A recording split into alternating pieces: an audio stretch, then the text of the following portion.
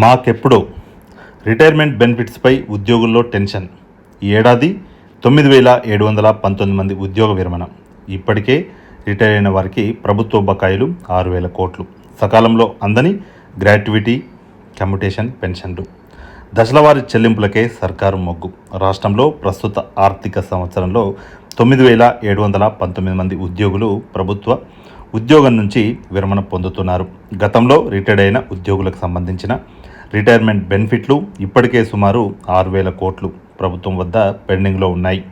Gratuity, commutation pension, leave encashment, టీజీఎల్ఐతో పాటు వివిధ రకాల బిల్లుల్ని కూడా ప్రభుత్వం చెల్లించడం లేదు. వీరితో పాటే రెగ్యులర్ ఉద్యోగులకు పెండింగ్ బిల్లులు ఉన్నాయి. రిటైర్ అయిన ఒక్కో ఉద్యోగికి 40 లక్షల నుంచి 80 లక్షల వరకు రిటైర్మెంట్ బెనిఫిట్లు ఇవ్వాల్సి ఉంటుంది. గతంలో రిటైర్ అయిన ప్రభుత్వ ఉద్యోగులు బెనిఫిట్స్ను అందజేసుకునేందుకు ప్రభుత్వం ఈ ఏడాది మే, జూన్, జూలై మాసాల్లో వరుసగా నెలకు 2,000 కోట్ల చొప్పున ఇప్పటి వరకు 6,000 కోట్ల నిధులు విడుదల చేసింది. అయినా ఇంకా 6,000 కోట్ల బకాయిలు పెండింగ్లోనే ఉన్నాయి. మరి ఈ ఏడాది రిటైర్ అయ్యే 9,719 మంది ప్రభుత్వ ఉద్యోగుల పరిస్థితి ఏంటనేది ఇప్పుడు చర్చనీయాంశంగా మారింది. దానికి తోడు ప్రస్తుత ప్రభుత్వ ఉద్యోగులకు 6 డిఏలు పెండింగ్లో ఉన్నాయి. పీఆర్సీని కూడా ప్రకటించడం లేదు. ఉద్యోగుల మానసిక వేదన.